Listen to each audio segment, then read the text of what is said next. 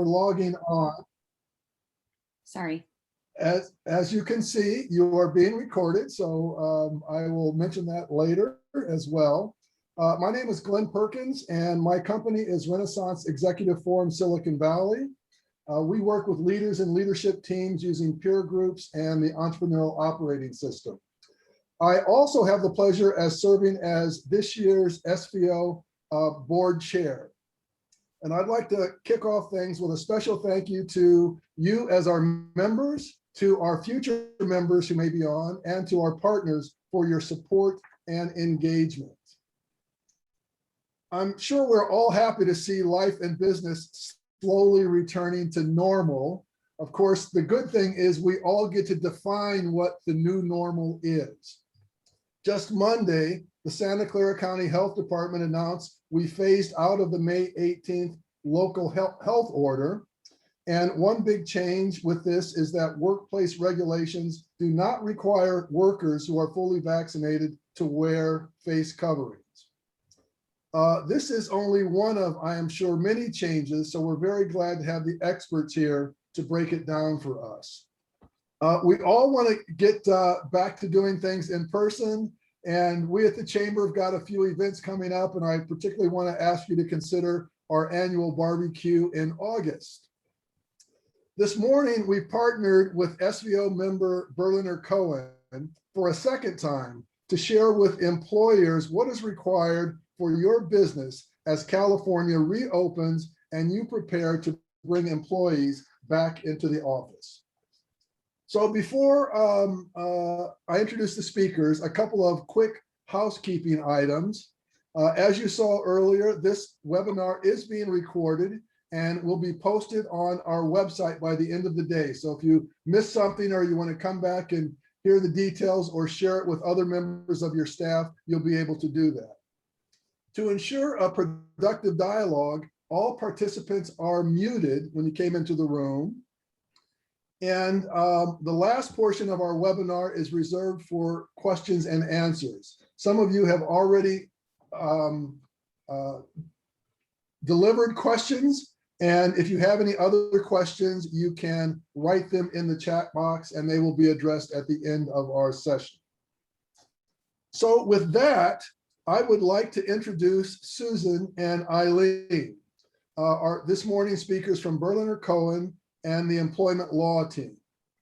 Susan Bishop is a partner at Berliner Cohen. She works with management of public, private, and nonprofit organizations.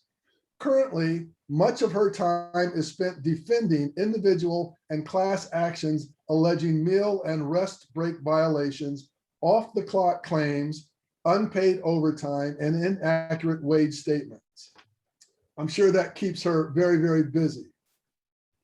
Also with us this morning is a good friend and senior attorney, Eileen Kennedy. She represents a wide variety of employers, including companies in the food, beverage, and hospitality industry, senior care homes, property management businesses, medical and professional services, as well as families who hire household companions and caretakers. Susan and Eileen, thank you so much for being here with us again, and I'll turn it over to you to enlighten our members and future members here today. Thank you, Glenn, so much. And thank you for partnering with Berliner Cohen today. It's our pleasure to be here. Well, welcome everybody. We're still in our virtual world, so I can't hear you, but please do put in your chat questions, put your questions in chat, and we'll get to them at the end. We're going to talk about returning to work in person today, and we're all happy about that. The first topic is very timely. We finally have clarity from Cal OSHA and the state of California as to what our new regulations are and what restrictions have been lifted.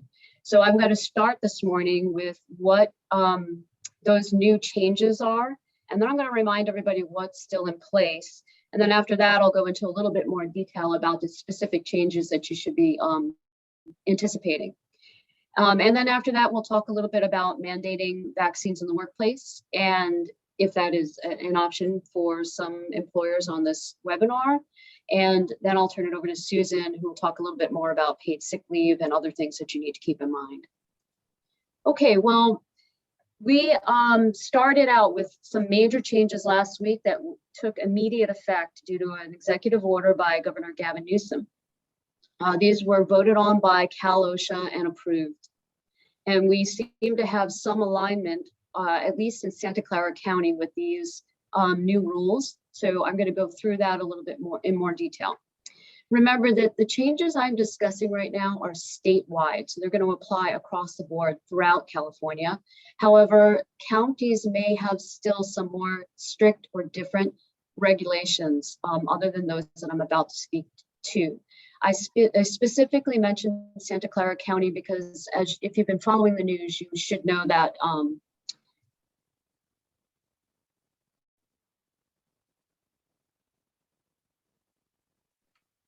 Oh, I think she left, Susan.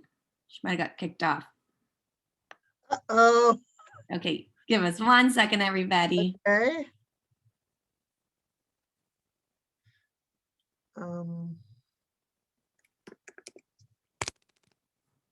Yep, she is gone. Hang Okay. tight, please. Quick commercial break, everybody. Get a snack. I can. So here she is. She's coming back. my apologies. Let's get us back into. You just hold on 1 second. I'll get back onto the share screen. Someone put in the chat, I mean, yay, technology. Can't wait for this to end. Okay, you should probably see my my screen right now. Yes. Okay, good. Okay, so we are moving into there's statewide restrictions. Your county might have something unique or different. But Santa Clara County, which I mentioned specifically, because in the past couple of weeks, if you've been following the news, you know that Santa Clara County had some of its own specific regulations, and those have changed. And I'll talk to you a little bit about that. And what you should know is that Santa Clara County is mostly aligned with everything that the Cal OSHA emergency temporary standard regulations have provide. So what's new?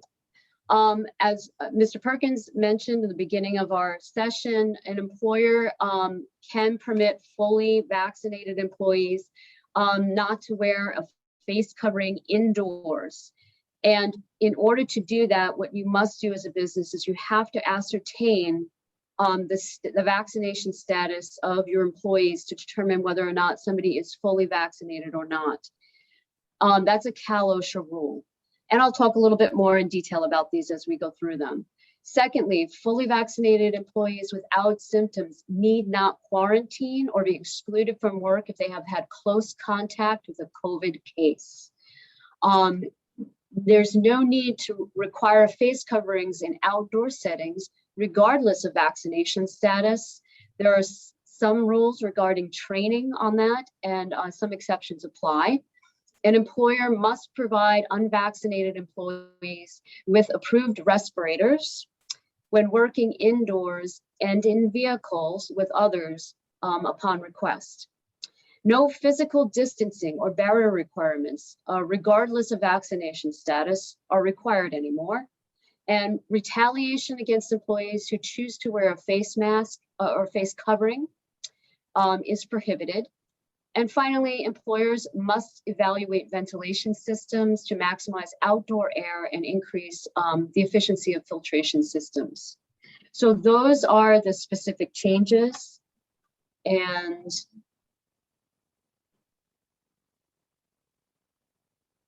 what I want to remind everybody is what's still in place.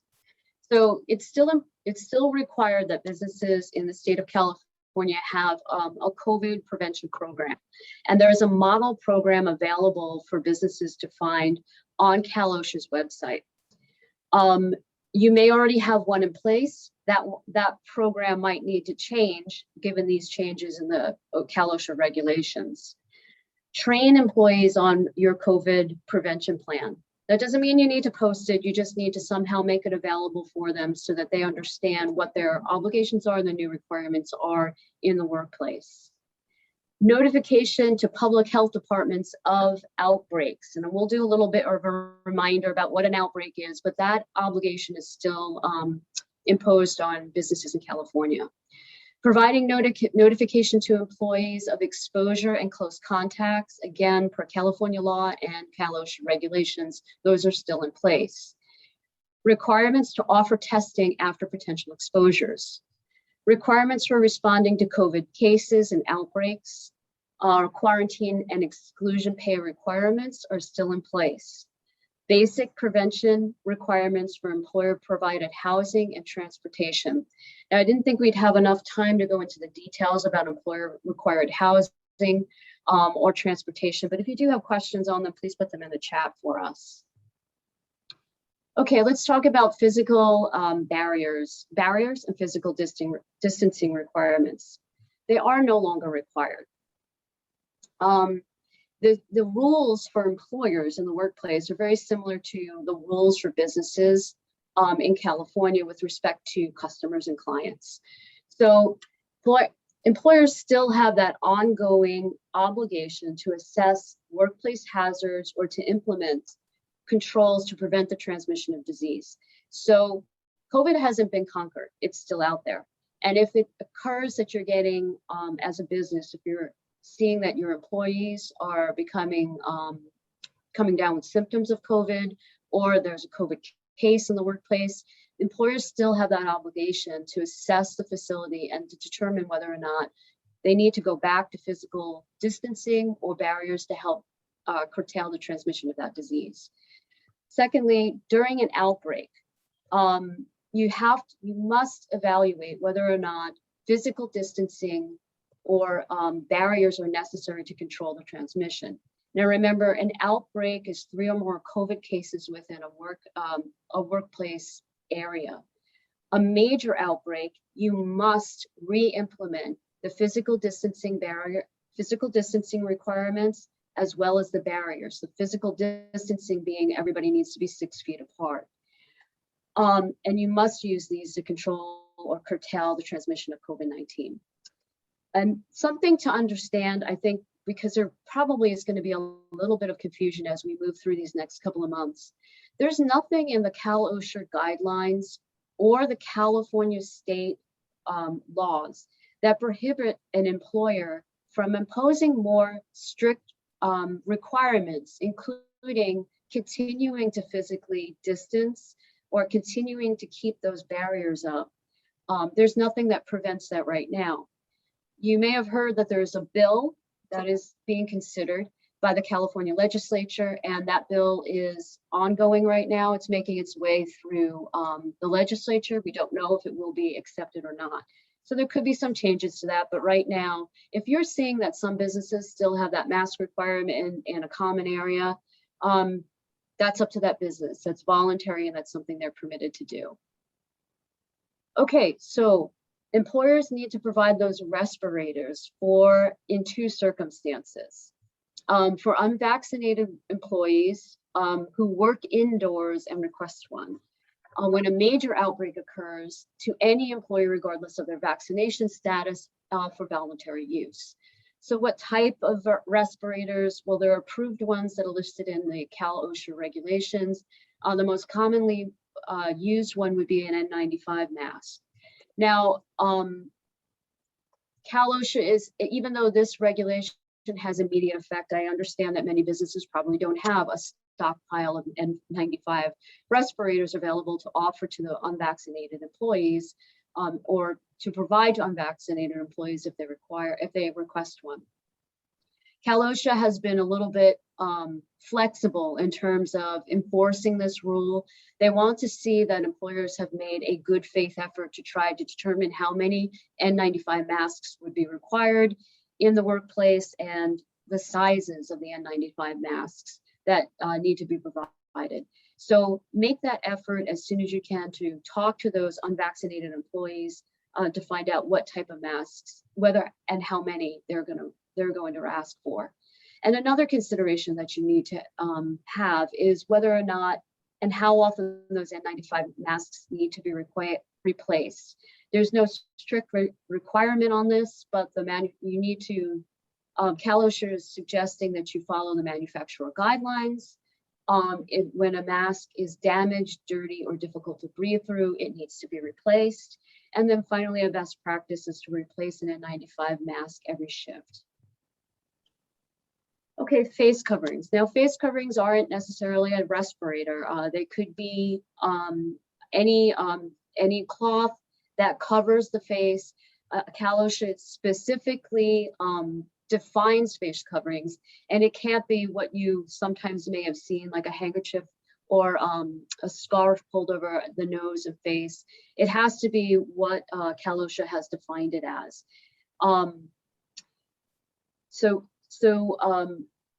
This is, again, a face covering would be required for your unvaccinated employees who are working indoors and in vehicles with other individuals.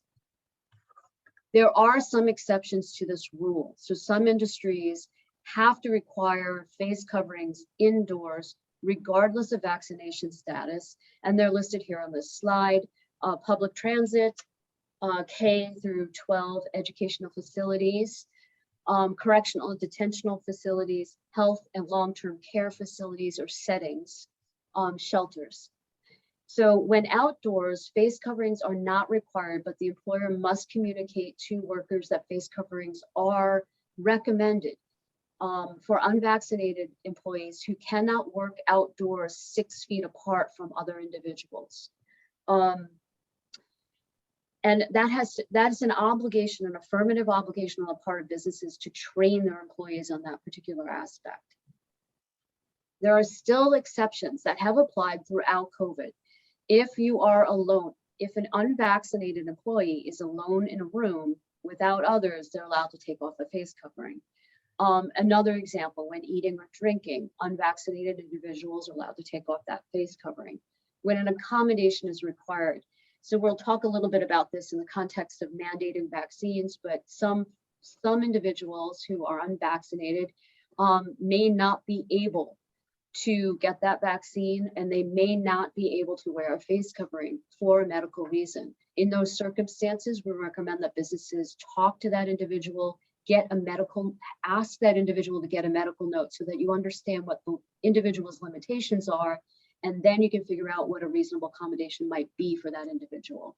And then finally, when a face covering is infeasible, creates a hazard for the worker. Okay, documentation of vaccination status. Now, this made a big splash in the news when Santa Clara County required this a couple of weeks ago. But Santa Clara County was anticipating these regulations where Cal OSHA would require businesses to ask vaccination status of its employees in order to allow fully vaccinated individuals not to wear face coverings indoors. So that's Cal OSHA's standard. Santa Clara County's standard was simply every single one of your employees, unless they're exclusively teleworkers, must be asked what their vaccination status is. And for those who refuse to report, you may not retaliate against them or take any disciplinary action against them. You simply must treat them as unvaccinated. That's true under Cal OSHA rules as well as Santa Clara County rules. Santa Clara County has now phased out this rule for employers that have already had two rounds of checking in with those unvaccinated individuals every 2 weeks to determine whether or not their vaccination status has changed. So that if you are a Santa Clara County business and you have not have done 2 rounds, or you haven't asked any of your employees of their vaccination status, please do so that you have those records in case Santa Clara County ever checks in on it or requires and asks that they be seen. The Cal OSHA requirements statewide, they don't have any particular way of recording the vaccination status, but you could ask for a copy of the vaccination record You could ask them to fill out a form attesting that they are vaccinated. Any one of those methods would work. You may not collect the actual vaccination card. Okay, I think I've covered all of this. You're not required to report the vaccination status of your employees to anybody, but you must keep records on it. Okay, when is testing required? Employers must offer testing at no cost during paid time to symptomatic unvaccinated employees, regardless whether there is a known exposure. That's a new requirement. So you must provide that testing along the same guidelines as we discussed back in our update, Berliner Cohen's update back in January, where if you already have free testing through your healthcare provider, or if the individual can get free testing, that's still fine. If your individual worker cannot, you must provide it as an employer. You also must provide testing at no cost during paid time to unvaccinated employees after an exposure, vaccinated employees after an exposure if the vaccinated employee has developed symptoms of COVID-19, unvaccinated employees during an outbreak, again, 3 or more in a work area, all employees during a major outbreak that's 20 or more in a work area. Enforcement, employers, if you've been reading the Merck, I think you're aware that in Santa Clara County, we have had a pretty aggressive county in terms of enforcing these rules over the past several months. So I have no doubt that Santa Clara County will continue to enforce rules. So I would recommend that everybody try to follow these rules to the extent that they can. You should implement these new rules as soon as possible. You should, with respect to face coverings, employers can comply with these new rules requiring face coverings for all employees while they gather documentation to allow fully vaccinated persons to go without face coverings. So try to come up with some means if you don't already have records of who is vaccinated and who is not, and you don't have those N95 masks available for your unvaccinated employees who want one. Try to come up with some reasonable way of avoiding the spread or transmission of COVID-19 while you're waiting for that mask. Okay, and now one last topic before I turn it over to Susan, mandating vaccines in the workplace. This is permitted. It's very clear the EEOC has come down with guidance. California law is following the EEOC guidance on this, that you do not, there's nothing that prohibits a business from requiring or mandating that its employees get the vaccine in order to come to work. There are only 2 limitations on that rule, and that is you must provide reasonable accommodations for those employees who have a disability and cannot get the vaccination, and or they have a good faith, sincerely held religious belief that they will not or cannot get the vaccination. So, do you have to allow that unvaccinated employee to work in the workplace if they have that disability or if they have that sincerely held religious belief? Well, if there's an undue hardship, if you can prove there's an undue hardship, then you don't have to have that person come back to the office. More commonly, you're probably going to first explore whether or not there are reasonable accommodations for an unvaccinated employee to enter into the workplace, including having them wear a face mask, an N95 face mask, working at a social distance from co-workers or non-employees, perhaps working a modified shift, maybe requiring them to work from home or outside of work, getting periodic tests for COVID to ensure that they aren't spreading the disease in the workplace, perhaps to consider a reassignment. Any one of these types of changes would be considered or could be considered a reasonable accommodation for those unvaccinated employees who refuse or cannot get that vaccine. Again, the interactive process applies here, and it's so important for you to make sure that you document those discussions with that employee who cannot get that vaccine in terms of what reasonable accommodation will work. no retaliation against an employee for requesting an accommodation. That rule still applies. So with that, I'm going to turn it over to Susan Bishop. And Susan, just let me know when you need to switch slides. And Susan, you're on mute. Yeah. Thank you. The phone was ringing while you were talking. Yes, so I'm going to talk a little bit about the current status of the various paid sick leave programs that we are still required to implement. I want to mention we have a lot of chat questions that came up, and what the plan is. I will speak for a few minutes, and then when I'm done, we'll still have time to go over those questions. So please feel free to keep asking, and we should have time to get to those. So if you're an employer in California, we still have at least 2, if not 3 rules or laws that we have to look to when evaluating paid sick leave. It doesn't mean they all apply to us at all times, but we need to be aware of at least 2, maybe 3, in a few situations, even 4. So how I'm going to break it down is, first I want to talk about the federal law. That's the one that applies throughout the country. And so that we called it in the past the FFCRA, and that was the law that last year provided paid sick leave. And I'm gonna, there are so many abbreviated new laws, it's amazing. But the FFCRA last year provided 80 hours of paid sick leave, and it was called emergency paid sick leave, and then 12 weeks of leave known as EFMLA or EFML. And so that was in effect last year. Some of us or some of you may have said, okay, well, that's over with. That expired in December 31st, 2020. And then it was, Eileen.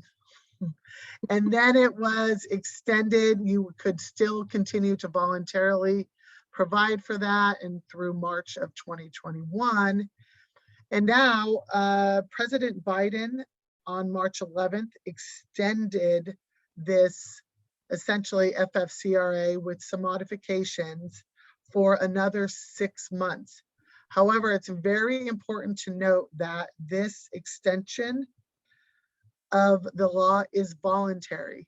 So you may be an employer who says, look, we can't afford, or we don't want to continue to provide this extra leave. Even though we're getting tax credits for it, it still doesn't work for our business. That's fine. However, I just want to make mention that because we still have California and potentially city or county paid sick leave provisions, it still makes sense to consider complying with extending this FFCRA, because it's the only one that provides a tax credit. The state and county and city rules that require paid sick leave to be paid do not allow for a tax credit independently. They're only allowed tax credits to the extent they duplicate what's allowed as a tax credit under this federal law. So briefly, I want to say this new ARPA, the American Rescue Plan Act, again, it is extended through September 30th, 2021.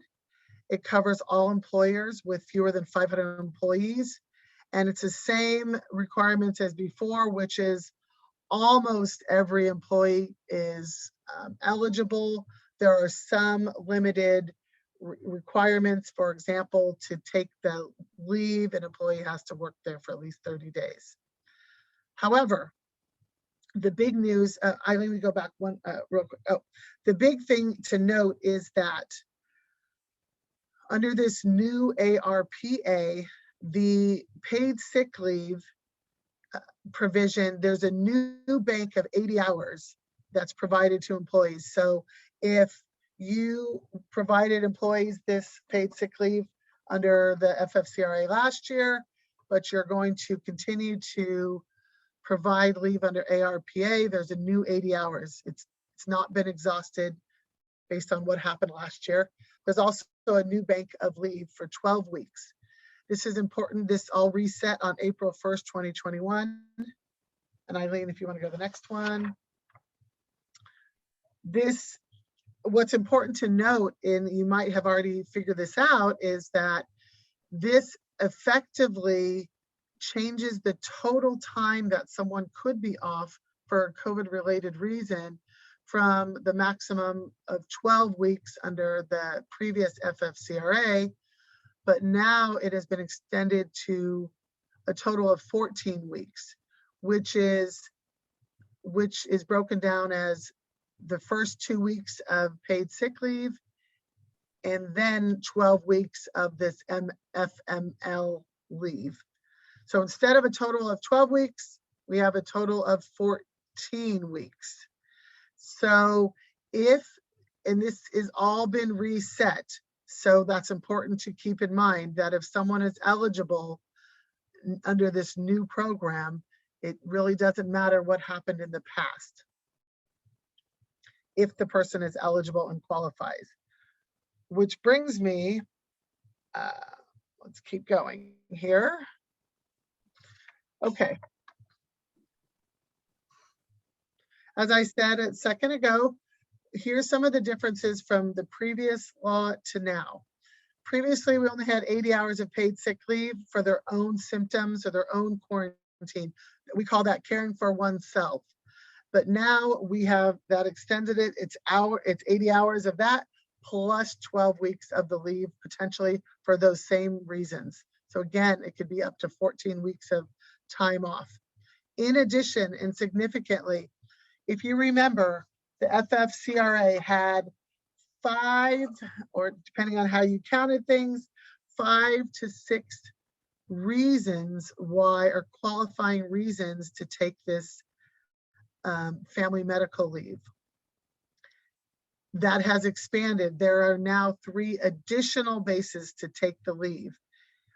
I'll very, very quickly tell you the old rules and then tell you what the new rules are. So they've always been, if someone's subject to a quarantine, if someone's been advised by a healthcare provider to self-quarantine, if they're seeking, if they're experiencing COVID-19 symptoms and are seeking medical diagnosis, those would be qualifying reasons for someone to take paid sick leave or family medical leave in the past. Also, if someone in the past had been, and it still goes forward, someone's caring for an individual subject to one of those same qualifications, that would also be a basis for this family leave. Also, if someone was caring for a child whose school or place of care was closed due to COVID-19, and there's no other person to provide care, then again, that would be a basis to, that would be a qualifying reason for this leave. Okay, now the new qualifying reasons are that an employee is unable to work because the employee is awaiting the results of a COVID-19 vaccine, or I'm sorry, because they're obtaining a COVID-19 vaccine. That's one. Number 2, they're waiting for the results. They're recovering from an illness related to the vaccine. So that we are finding that quite a bit, where someone's getting the first dose, the first vaccination, no problem. The second one, they're not feeling well.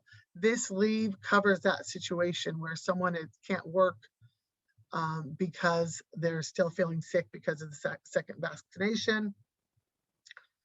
And the third is the employee is recovering and unable to work because the person is waiting for the results of a test or waiting for a medical diagnosis, or because an employer has requested a test or diagnosis. So either one of any of those 3. So those are 3 new ones, and they're primarily related to vaccinations and the impact of that. Okay, I'll keep going on that. One of the other things to make mention, as I already see a funny question, we'll get to that in a minute. One of the things to make note is that while this law is voluntary for employers. If it is provided, the tax credits will not be available if this has been only provided to certain employees, for example, highly paid employees. If a business were to say, well, we're going to allow time off and seek a tax credit for highly compensated employees only, that would be problematic. If an employer said full-time employees only, that would also be problematic. Or those, if an employer said only those with longer tenure will be eligible for this new leave. Those are the 3 examples of where the law says tax credits will not be provided to an employer who has those kinds of guidelines. Now, technically, there are reasons and there are ways that an employer can provide this leave to some employees and not others. That's still permitted, although I would definitely suggest that businesses seek legal advice when doing that, because the rules are pretty limited on how that can be done. And we wouldn't want a situation where you're providing leave thinking you're going to get a tax credit and then you don't, because it's decided that it was discriminatorily provided to employees. Okay, right. One question that's come up for me a lot of times is, can you provide one part of this leave program, like the paid sick leave, but not provide the family leave? Or can you provide the family leave and not the paid sick leave? So this document, the new law, is about 685 pages long. So there's a lot to read, but what we can find so far is there's nothing that really addresses that specifically. There was supposed to be clarity from the Department of Labor, and they're supposed to provide something. As of yesterday, when I was looking, we haven't had any clarity from the Department of Labor on that. My advice at this point, play it safe, either offer it all or don't offer it. It's all or nothing. Okay. So now, getting away from the federal law, here's the law that applies to all California. This is not voluntary. This is mandatory. This is known as the California Supplemental COVID-19 Paid Sick Leave. And we're calling it the CSPSL because we want another abbreviation for these leaves. This paid sick leave, this is an extension of the previous one we had last year, but it is now effective January 1st through September 30th, 2021. So this applies to all employers with 26 or more employees, including those with collective bargaining agreements. It provides up to 80 hours of paid sick leave for full-time employees. Just like the previous paid sick leave law, it's prorated for part-time employees. So a part-time employee will not get 80 hours, but will get what the employee normally works in a 2-week time period. This is effective January 1st, as I said, through September 30th, unless it's extended. The reasons for taking leave: the covered employee must be unable to work or telework due to the following. And this is very similar to the FFCRA, but if they're caring for themselves, they're subject to a quarantine, or a medical provider provides that they need to quarantine, or they're seeking symptoms of COVID-19 and seeking a medical diagnosis. If they're caring for a family member who is subject to the same, or the employee is caring for a child whose school or place of care is closed or unavailable for reasons related to COVID-19 on the premises. So I want to make a little distinction there. If a school or daycare is closed because of shelter-in-place orders, or because they closed last year because of COVID for different reasons, and they haven't reopened, that's not what this law covers. This law covers a situation where you have a child who is going to school or is going to a child care facility, and someone there is either exposed to COVID-19 or has been diagnosed as having COVID-19, and the school has to shut down and quarantine for 14 days. That's what we're talking about here. I've had it come up recently where an employee has said, well, my daycare never reopened from last year, and so I can't return to work. That situation is different. That is not what we're talking about here for a paid sick leave. Okay. Also, this paid sick leave can be used if the employee is attending an appointment to receive a vaccination or cannot work or telework due to vaccine-related side effects. So again, one of the things to make quick mention of, this is mandatory, but as you can see, it's very similar to what's required as far as part of the ARPA, the federal law. And so, but that provides the tax credit. California doesn't. It may make sense to join forces in order to get this tax credit. Okay. And if you go forward, one of the things I do want to mention briefly is that some of you may have said, or may be saying, uh-oh, I didn't realize this was in effect. I had people out that I did not pay. One of the things that was interesting about this law is that it was actually effective January 1st, 2021, but it wasn't actually, that's the effective date, but payments did not start. You didn't have to start paying until March 29th, 2021. And also the law didn't even come into effect until March of 2021. So if you were in a situation where you're thinking back and you're saying, oh, wait, in January and February, I had people out on leave, but we did not pay them. What do we do? Specifically, this law has provisions on how to handle that. And the bottom line is an employee is allowed to request payment for time off that they took from January to March of 2021. This is a retroactive payment. It's only required if the employee makes an oral or written request for a leave that qualifies. So for example, let's see, this is example.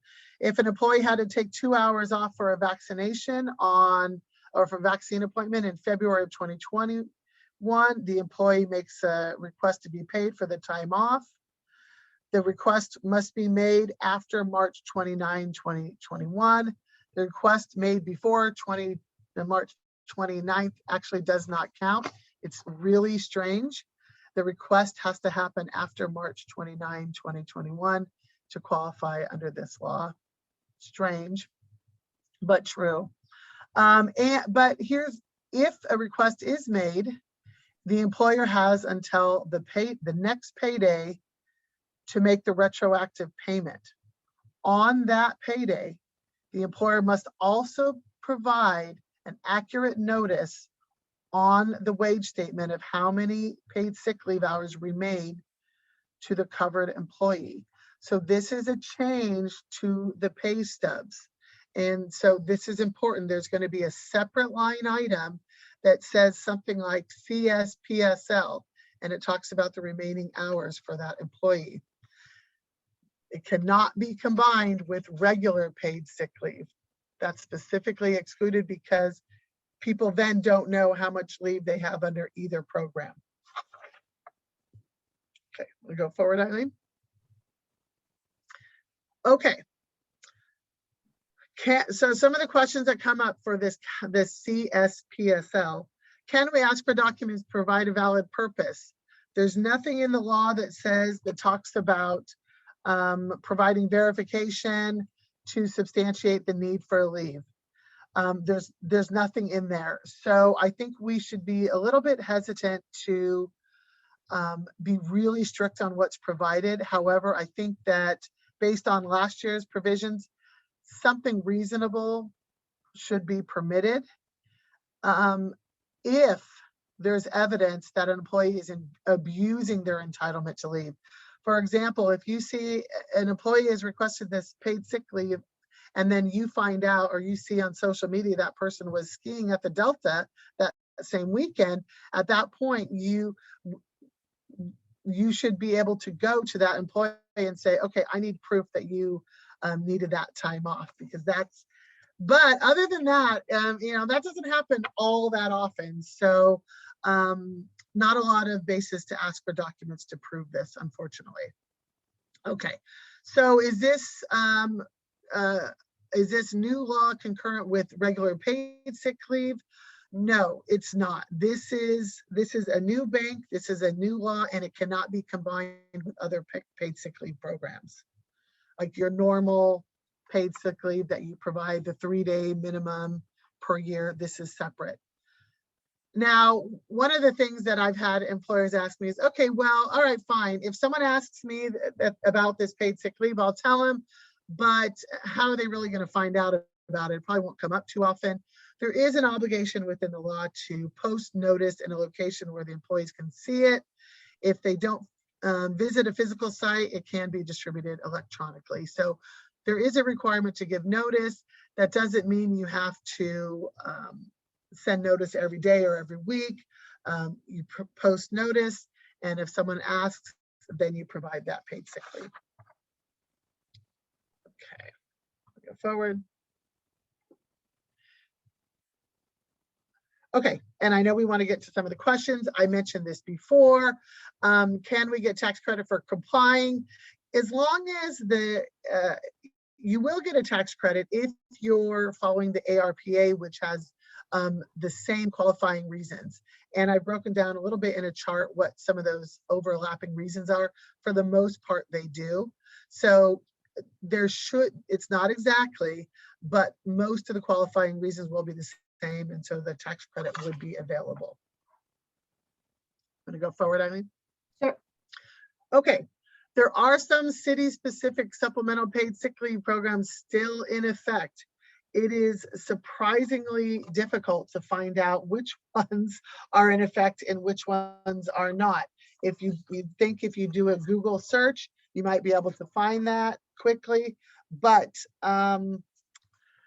it's a little bit difficult. Still, if you're in one of these cities, you want to make sure that you're checking to see if they still have a supplemental paid sick leave program. I can tell you for San Jose, as of yesterday, we still do have a paid sick leave program, but it expires June 30th, 2021. This is the same program that we've had, but it expires in a week unless it's extended.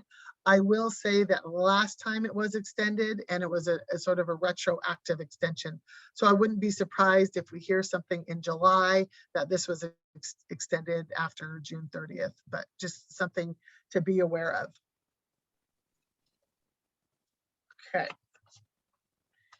Again, just basically those laws apply. Those provide 2 weeks of paid sick leave for people for very similar reasons.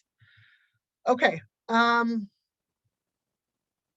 I don't know why this slide looks a little strange, but basically the final thing I wanted to talk about before we get into questions is the right to reinstatement. There are a lot of changing laws about an employer's obligation to rehire people after being laid off due to COVID-19. In fact, just a couple of weeks ago, let's see, April 16th, Gavin Newsom signed a statewide law that mandates that employees in certain industries have to be recalled or given the first right of refusal, for lack of a better word, to get their job back. Primarily in the hospitality industry. These are hotels, private clubs, airport hospitality operations, and airport service providers. Janitorial service, building maintenance, or security. That is a statewide law. If you are in those industries, you should talk to council about how to make sure that you're following Governor Newsom's new law about recalling anyone laid off. A lot of cities have their own. Right now, they are set to expire soon. For example, San Francisco is set to expire July 30th, 2021, or at the termination of a state of emergency, whichever is later. There's some question about when that is going to end. Oakland also has a similar one that is set to expire soon, but it may be extended. So if you are in these cities that have, if you have a business that's laid off multiple people and you want to start bringing people back, I want you to make sure to check these new laws and see how they apply. Okay. All right, and I think now we're going to spend the last few minutes trying to answer some of the questions in the chat box. And also we had some questions that came in before our seminar. So I think Monique was going to start going through those questions. Yeah, you want to start with the chat box, Susan? Sure. Okay. Okay, I can read them. Okay. Do you want me to read them, Susan? I can do it. It's fine. Unless you Okay. want. Okay. And then Eileen, why don't you answer this one because you were talking about this. Can we require non-vaccinated employees to wear an N95 if we train and provide them, while vaccinated employees are not required to wear masks? So I guess the question is, can we require non-vaccinated to wear N95s, even though vaccinated don't have to wear anything? Yeah, there's nothing in Cal OSHA or California law that prohibits you as a business from adopting a more stringent regulation than what's out there. So that would be more stringent than what's out there. You only have to provide it upon request, but you could force an unvaccinated employee to wear the N95 mask. Are we required to evaluate the air filtration system if we do not own the building? Yeah, but I think what your investigation is simply your discussions with the landlord over what can be done and what has been done. I think that after you've had that discussion, if you can't do anything about it, that's the end of it. Okay, and we had a question about the slides, and we will send the slides to everyone. I apologize I didn't get to you before today, but we'll send them probably today or tomorrow. I will send the slides and the recording of this webinar by end of day. Perfect, thank you. Okay, are there exceptions for an assisted living facility regarding masks and social distancing? Yes, you would fall under a care setting. So you must require face coverings regardless of vaccination status.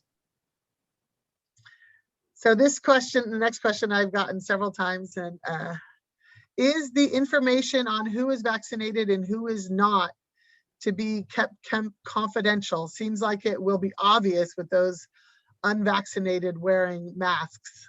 Well, Yeah, so it's interesting because I think we got an advanced question on this, and I took a pretty careful look at Cal OSHA because it seems as though vaccination status information may not be considered a medical record. And candidly, Cal OSHA probably could have done a better job in its regulations of defining the information itself as a medical record. They are saying that medical records have to be kept confidential. And the EOC has said that information regarding vaccination status is a medical record. So our advice to businesses who are collecting that vaccination status information of their employees is to keep the information confidential and to keep all of the records that you've gathered confidential. But that said, I think it is true that there will be a point where it's going to be very obvious who was vaccinated and who wasn't, because the non-vaccinated people are going to be wearing masks indoors and the vaccinated people aren't.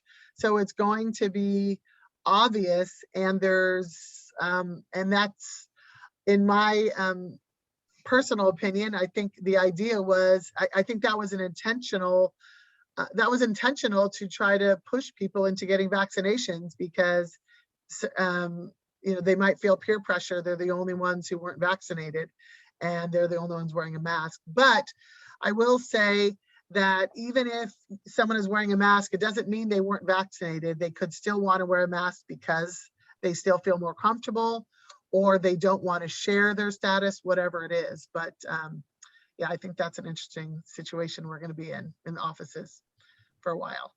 Okay. I have customers asking for information on my employees' vaccination status. Can I share this information? I see this as private. I think, Eileen, you addressed that. Yeah, do you want to say anything else? I would tell you that the best practice right now is please don't share that information. Some ways of dealing with customers might be just, we're following all of the regulations under Cal OSHA. we follow the CDC. The CDC guidelines are aligned with what Cal OSHA has provided. So this should probably alleviate a lot of your customers' concerns, I hope. Okay. For construction sites, are general contractors required to obtain vaccination status on the subcontractor workers? Your requirements extend to your particular employees. So typically in a construction arena, the subcontractor's employees are not your own. So I would avoid doing that, but you might want to have your subcontractor acknowledge that they are following the Cal OSHA requirements.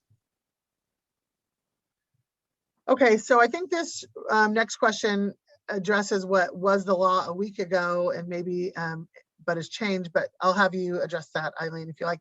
If there is a meeting with all vaccinated employees, but an unvaccinated employee enters the room, does everyone then need to put on the face mask or just the unvaccinated employee? Okay, that's a great question because prior to June 17, there was an initial draft by Cal OSHA that would have required vaccinated individuals to wear face coverings if they couldn't socially distance or they were in the same indoor room with an unvaccinated individual.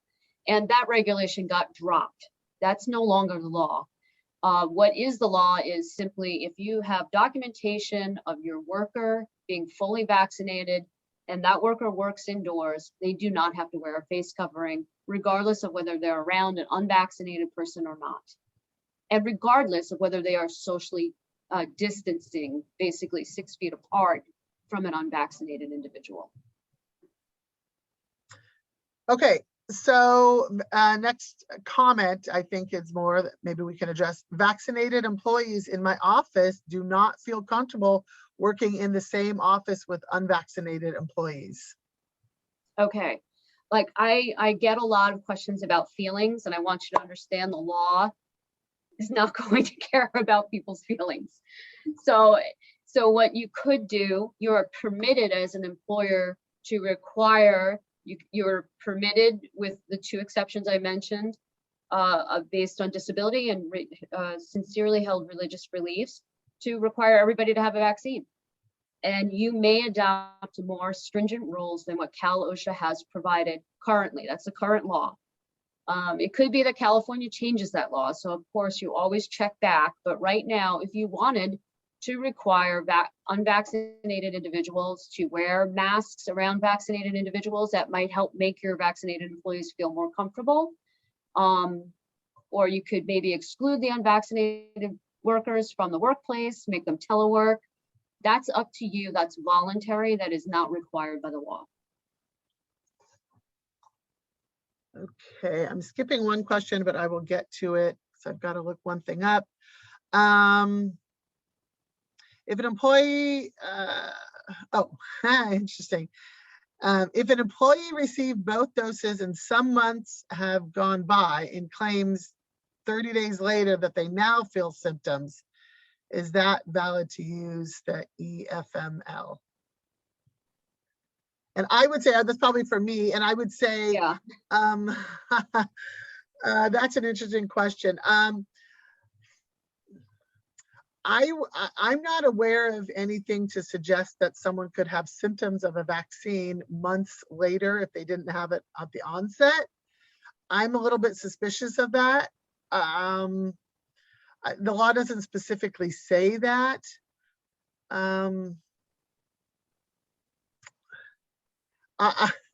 I would probably have to say no unless they can really support that. Well, no. Okay. Let me strike that. The question's a little bit different than I thought. They're not saying they have symptoms related to vaccination. They're saying they have symptoms of COVID-19. Okay. So in that case, yes, if they still have symptoms, I think that yes, they still may be eligible. These vaccines are good. My understanding is they're not 100% though. So it is possible someone could still test positive for COVID-19. So I think we have to treat that as such. You want to add anything on that, Eileen, or we're good on that? No, I was a little confused about what the symptoms were, but yeah, you clarified it, so it's good. Okay. All right. If an employer mandates a vaccine, can an employee receive up to 14 weeks of paid leave while they are being vaccinated if it is unsafe for unvaccinated staff to be on site? I'm going to say no.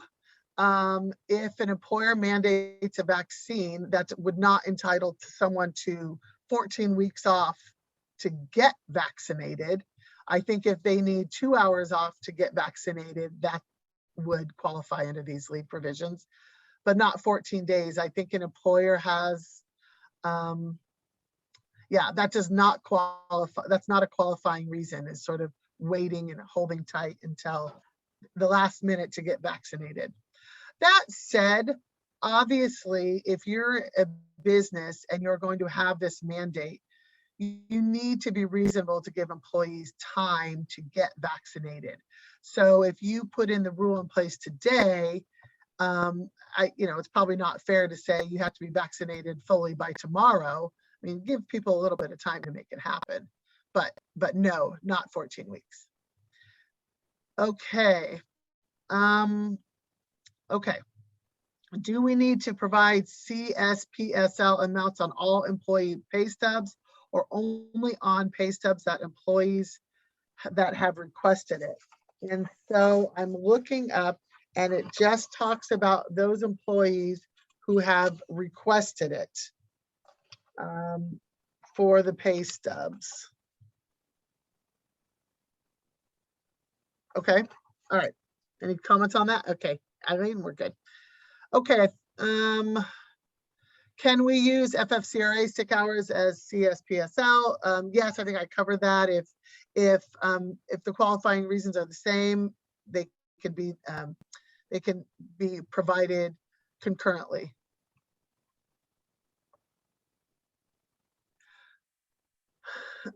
We have implemented a mandatory vax requirement. Can we tell employees that everyone on site is fully vaccinated? So I'll give you what my take is. If everyone is fully vaccinated, I think that would be fine to say. However, the concern for me is if you have a mandatory vax requirement, but some people, because of religious reasons or disability reasons, are not vaccinated, that's where I would be concerned about providing that general statement.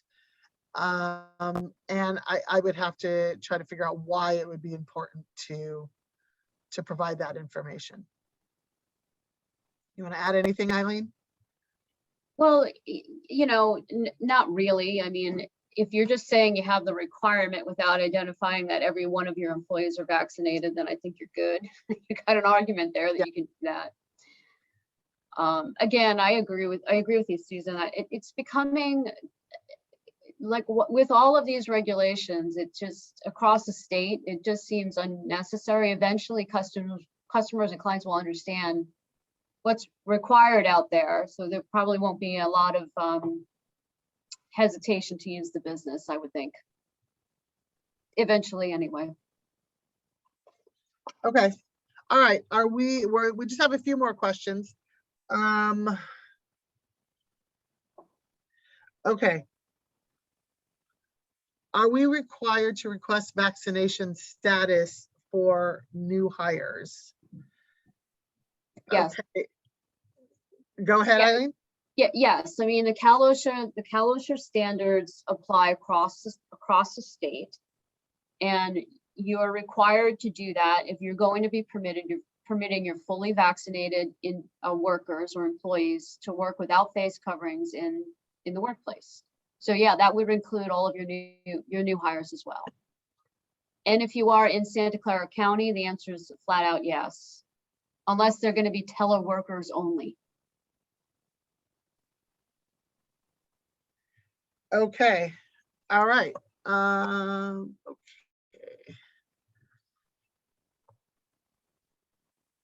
Oh, that's interesting. I haven't had this question. What are the employer's obligations if an employee who declined to respond on their vaccination status is not wearing a mask in the workplace? Your obligations under Cal OSHA are to discipline that individual for refusing to follow your rules, which are in compliance with Cal OSHA. If you don't follow Cal OSHA rules, there's potential enforcement for it. And again, it might be at your workplace, you don't have management or employees that are that concerned about this, but there's always the chance that you do have 1 or 2 employees that have an issue and they report the business for failing to follow Cal OSHA rules. So that's really where the danger is, and I would take steps against that individual to either get the vaccine or wear the face covering. Okay, are employers gathering, taking a copy of vaccination cards or merely the dates only? I think Eileen said they're making a copy or filling out a form that has the information. Yeah, you're not allowed to take the vaccination card. Okay, it's my understanding that because this is not FDA approved and under emergency use authorization, you cannot make employees get the shots. No. No, I mean, an FDA approved vaccination is the only one that you can require. You can't, and that could be an emergency approval of the vaccination, but you can't require them to take a vaccination that hasn't been approved. So that's a good question. Well, Eileen, I think the question was a little different. I think the question, because the current vaccinations are under the emergency use authorization, I think the question is, are those really FDA approved? Can we really require that? And I think the answer is yes. Yes. Even though they're for emergency use, it is considered FDA approved for purposes of mandatory vaccinations. That's correct. That's absolutely correct. Yeah. Okay, Monique, what should we do? Should we keep going? We probably have another, well, it says 14 questions. We can either keep going with it or we can write out the answers to the questions later today and send it to everyone. Yeah, let's do that. Just to be mindful of your time and Eileen's time. Let's send these out. So we have about 15 other questions that we will answer today. Eileen and I will get together, answer them. We'll send it out with the slide presentation and the recording. But if you have any questions, please feel free to reach out to us. We're available to help anytime, and we really appreciate this partnership with SVO. And I'm excited that we're given some good news for a change. So I'm happy about it. Yeah. Yes. Hopefully we can join you in person someday. Yes, I would love Yeah, that. we gotta do this in person. But thank you so much, ladies, and Morgan, if you're still on, thank you for putting this together. Such great information. And to everyone on, thank you. We will send the recording and answers to all of these really great questions by end of week. So thank you all and have a great rest of your day. Thanks, Monique. Thank you. Thank you. Thank you.